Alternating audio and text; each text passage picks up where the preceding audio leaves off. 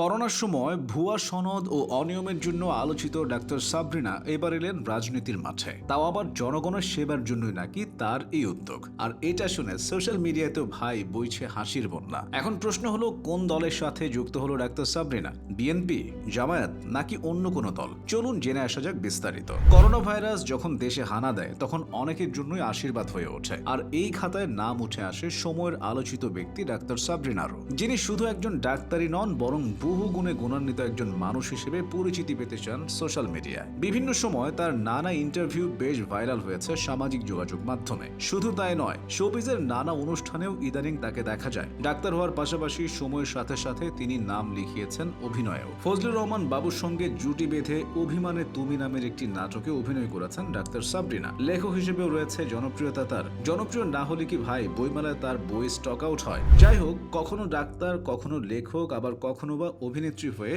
আলোচনায় থাকতে পছন্দ করেন ডাক্তার সাবরিনা। এর মাঝে সেজে গুজে সোশ্যাল মিডিয়ায় উত্তাপ ছড়াতেও জুড়ি নেই তার। সেই ডাক্তার সাবরিনা আবার আলোচনায় রাজনীতিতে এসে শোনা যাচ্ছে জিয়া সাংস্কৃতিক সংগঠনে তিনি যোগ দিয়েছেন। সংগঠনের কেন্দ্রীয় নেতাদের উপস্থিতিতে সাবরিনাকে কেন্দ্রীয় কমিটির যুগ্ম সাধারণ সম্পাদক ঘোষণা করা হয়। এ নিয়ে সোশ্যাল মিডিয়ায় যেমন হাসাহাসি হচ্ছে, তেমনি অনেকে শুভেচ্ছাও জানাচ্ছে এই আলোচিত ডাক্তারকে। রাজনীতির মাঠে আসার কারণও জানিয়েছেন ডাক্তার সাবরিনা। প্রথমত, দেশের মানুষের সেবা করতেই রাজনীতিতে আসা, আর দ্বিতীয়ত পারিবারিক সূত্র ধরেই রাজনীতিতে নাম লিখিয়েছেন তিনি। এই সম্পর্কে ডাক্তার সাবরিনা বলেন, তার দাদি খালেদা রব্বানী 1978 সাল থেকে 4 বার এমপি ছিলেন। এছাড়াও তার চাচা রেজা হোসেন দিনাজপুর 1 আসনে বিএনপির দলীয় এমপি ছিলেন, আর সেই ধারাবাহিকতায় তার বিএনপির রাজনীতির সঙ্গে যুক্ত হওয়া। আগে কেন রাজনীতিতে আসেননি সেটাও পরিষ্কার করেছেন এই ড্যাশিং অভিনেত্রী ডাক্তার। এর আগে তিনি সরকারি চাকরি করতেন বলেই রাজনীতি করার সুযোগ ছিল না, আর তাই ইচ্ছা থাকলেও রাজনীতিতে যুক্ত হতে পারেননি। এমনকি বিগত আওয়ামী লীগ সরকারের উপর ক্ষোভ ঝাড়তেও দেরি করেননি তিনি। তার মতে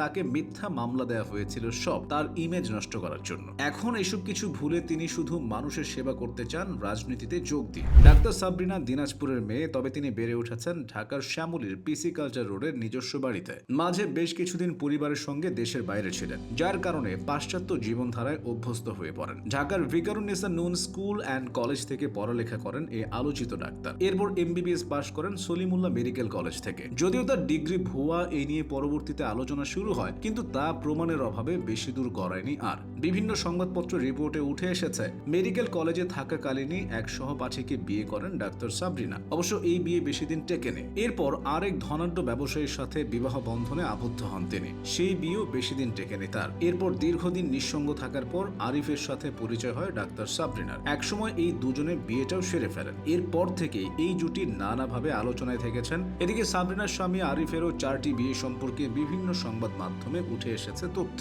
আরিফের এক স্ত্রী থাকেন রাশিয়ায়, অন্যজন লন্ডনে, আরেকজনের সঙ্গে তার ছাড়াছাড়ি হয়ে যায়, আর ডাক্তার সাবরিনা তার চতুর্থ স্ত্রী। যদিও এই দম্পতির বিরুদ্ধে বিভিন্ন অভিযোগ রয়েছে, তবে এসব আদালতের মাধ্যমে মোকাবেলা করছেন দুজনই। আর এখন তো আনুষ্ঠানিকভাবে রাজনীতিতেও যোগ দিতে যাচ্ছেন ডাক্তার সাবরিনা। দেখা যাক রাজনীতির মাঠে কতটা সফল হন তিনি।